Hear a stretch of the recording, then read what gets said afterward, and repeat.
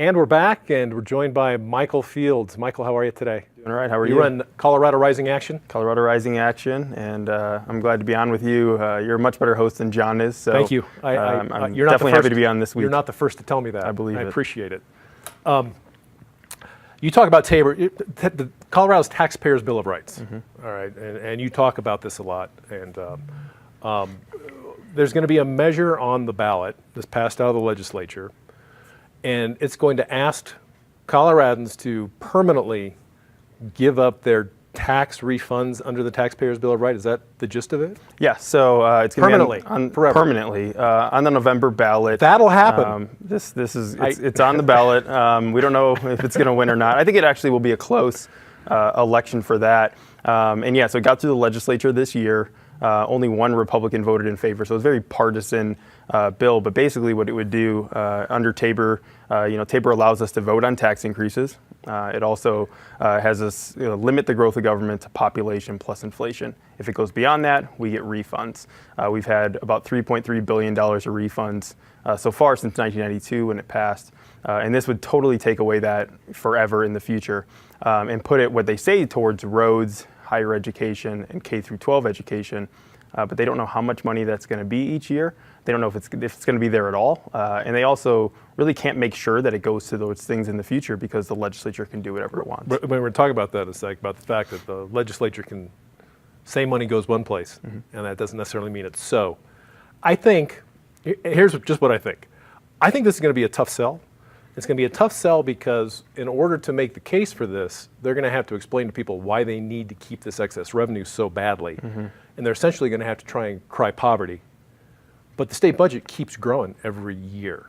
Yeah, so the state budget is huge, getting bigger each year. It was $32.5 billion this year, up $1.6 billion from last year. That's been going on for a while, right? Yeah. Everywhere you hear it's another billion, at least $1 billion bigger. Putting this in perspective, 10 years ago, the budget was $19 billion. Now it's $32.5. So it's gone up by over $1 billion each year. And Speaker Becker, when she was talking about this, she said, we need to pass this because population's gone up 50% since TABOR passed in 1992. So I crunched the numbers and said, yeah, population has gone up 50%, but the state budget's gone up 306%. And population's already cooked into that formula. And I'm sure we'll talk about, there's ways to get around it that they're doing and everything else, but the state budget is getting bigger each and every year. More money's going towards education, and really healthcare is the biggest piece of the pie. But they can't cry poverty and say they don't have the money to do the stuff they need to do. It's interesting you said that there's supposed to be a formula, population plus inflation. Population growth plus inflation, but the budget's actually growing faster than population.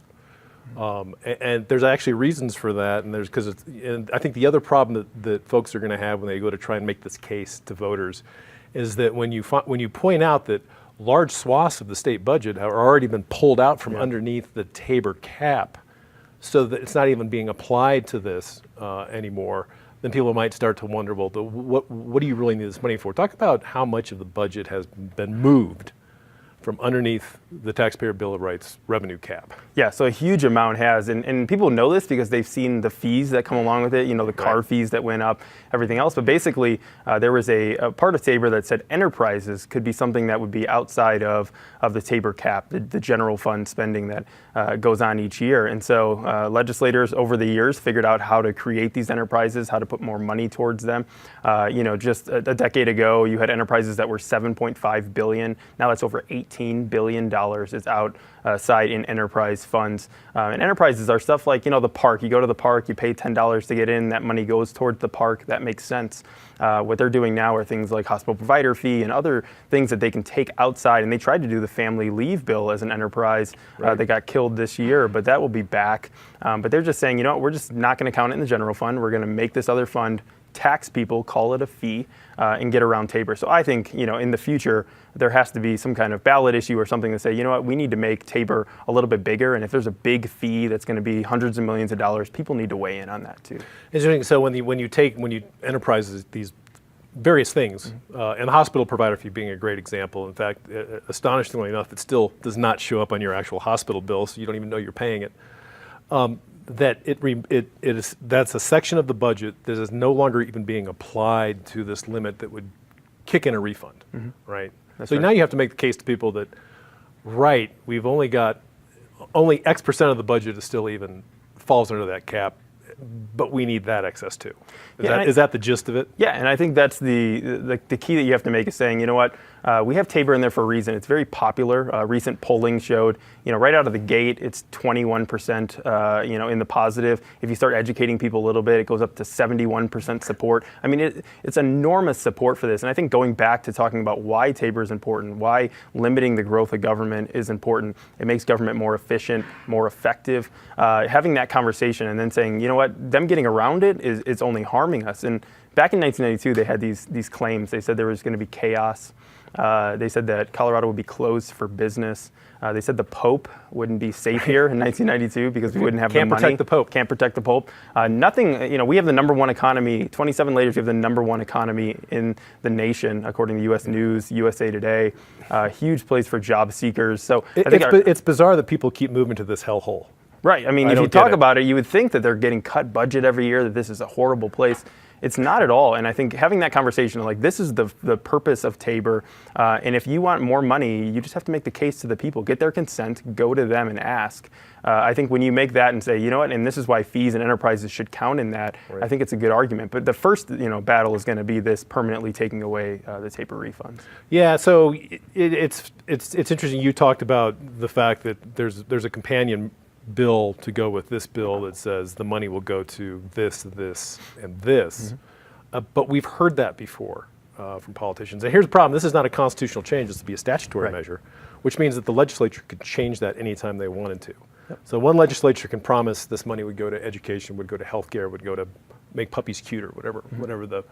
whatever it's going to be. But then the next legislature could do whatever they wanted with it. Yeah, basically. So money's fungible, and when they said, this is supposed to go a third of it to K through 12, a third to higher ed, and a third to transportation. We all want transportation money. We want the general fund, more general fund money to go there because that is consistent. We don't know how much money this will be, but yeah, I mean, this is the problem is, a legislature can come in 2 years from now and say, you know what, we want that to go all towards K through 12, for example, or something outside of those three things totally.